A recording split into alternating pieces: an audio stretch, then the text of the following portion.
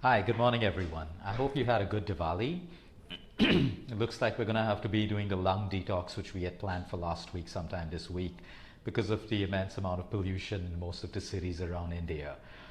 So, today I want to talk about inflammation, the number one root cause of most diseases, and the number one reason why most people struggle to lose weight, even when they eat well and even when they exercise the right way. So, firstly, let's understand what inflammation is. Inflammation is the body's natural response to injury, to viruses, to pathogens, to bacteria.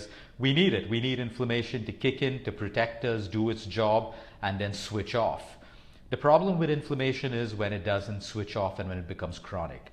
So let me explain exactly what inflammation is. So you fall down and you get a cut on your knee. Now the area around your knee swells up and it becomes red because your vessels dilate and rushes blood towards that area to heal it. The blood also starts clotting and it slows down so that you don't bleed to death. Now your immune system starts producing a high amount of WBCs and whatever it needs, that's white blood cells, to fight any infection or bacteria. At the same time, your cells around the injured area start multiplying and dividing to repair the injured area quickly.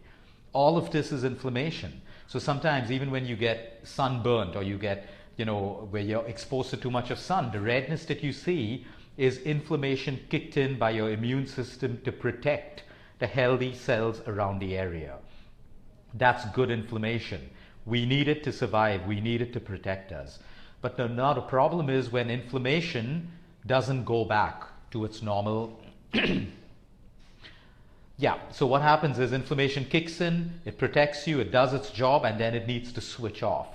Chronic inflammation is the number one cause of most diseases, right from heart attacks to strokes to cardiac arrests to cancer, because we all know cancer is an inflammatory disease. And when you find it difficult to lose weight, the reason could be chronic inflammation.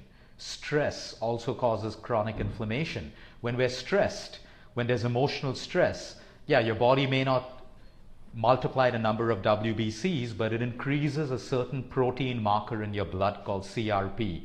That is C-reactive protein. And when there is more protein because of an emotional issue that's caused chronic inflammation in your body, that can lead to further disease. Let's talk about your heart. Your heart has vessels, and these vessels and arteries, when clogged with plaque or cholesterol, causes cardiac arrest. But inflammation is the number one cause because you have endothelial cells that line your vessels in the heart. And this, when inflamed, what inflames it? Sugar, salt, improper lifestyle, too much of overeating. All of that causes inflammation and irritation in these endothelial cells. That produces inflammation. Inflammation sends out signals to your immune system. Your immune system overreacts when the inflammation is chronic, and we have heart disease. IBS, which is irritable bowel syndrome, colitis, indigestion, flatulence, bloating, Crohn's disease, is nothing but chronic inflammation. Let me explain. Most of the digestion of food finally happens in your small intestine. Your small intestine then breaks down all this food into nutrients, which moves between the intestinal wall into your blood. And that's how nutrients move from the food that we digest into your blood. But in most cases, undigested food sometimes moves between this intestinal wall into your blood. And when undigested food moves into your blood, your immune system kicks into overdrive because that undigested food is a foreign particle in your blood, and your immune system flares up trying to attack it because it's a foreign body. And when this constantly happens because of the kind of food that we eat, the way we eat, when we eat too fast, when we don't have enough of digestive enzymes to break down the food molecules into smaller molecules that can be digested, assimilated, and moved into your blood, we have IBS, we have constipation, we have bloating, we have stomach cancers. So IBS is mainly stress related and improper digestion of food. It is one of the most easily curable diseases because it's all related to lifestyle and the way we break down food. So sometimes these intestinal walls are broken because you have larger, think of it as a fish net. You have small holes to allow nutrients to pass through, but because undigested food tries to pass through as well, these little holes become larger and larger, allowing more undigested food to seep into your blood, which means you have chronic inflammation at all times, and chronic inflammation causes disease. Let's talk about your weight, for example. People still chase fad diets and fad exercise programs, never understanding that inflammation could be the reason why you don't lose weight. When you have inflammation because of the junk food that you eat, too much of sugar, too much of salt, you now have insulin resistance, which means your cells stop responding to insulin, which means you have higher blood sugar levels, which means you have higher levels of storage of fat. Think of a fat cell as something that contains a little bit of fat. Now, when we eat too much of food, these fat cells start expanding and expanding to hold the excess fat that we consume. And every expanded fat cell triggers off the immune system, which means triggers off inflammation. So think of these hundreds of fat cells which are expanding and expanding and triggering off inflammation in the human body. When you have chronic inflammation, your metabolic rate decreases.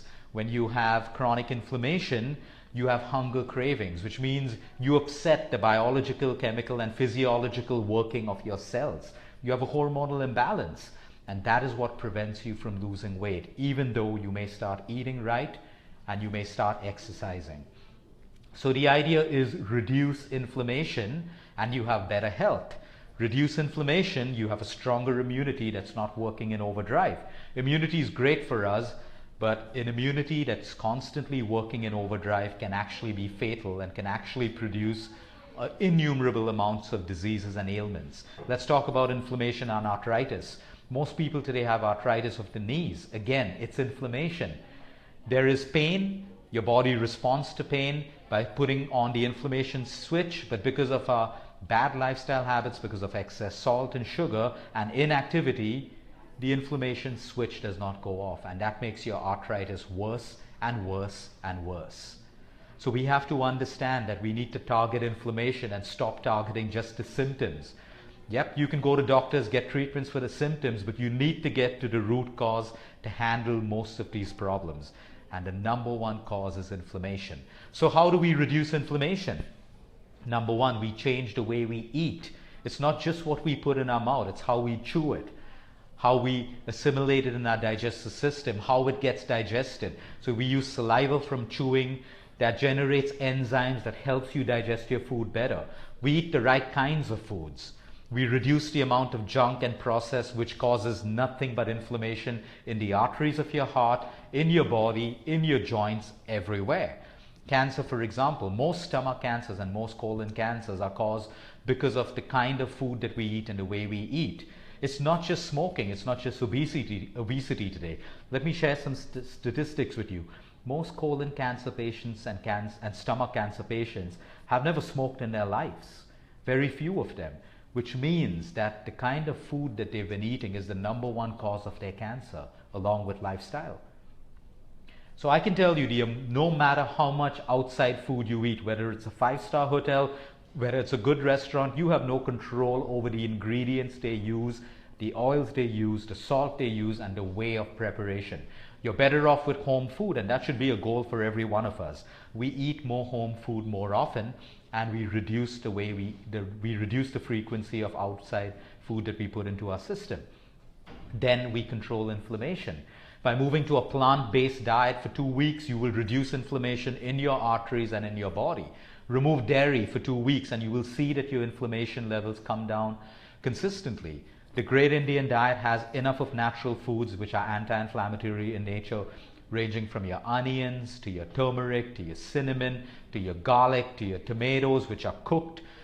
All your fruits are anti-inflammatory in nature. All your raw vegetables are anti-inflammatory in nature. You need to remember that cooked food also creates inflammation in the body. Cooked food, when enters your intestine, produces more WBCs because your WBCs actually raise to actually handle the toxins from cooked food, because cooked food is devoid of raw enzymes. You find raw enzymes that actually help you to digest and assimilate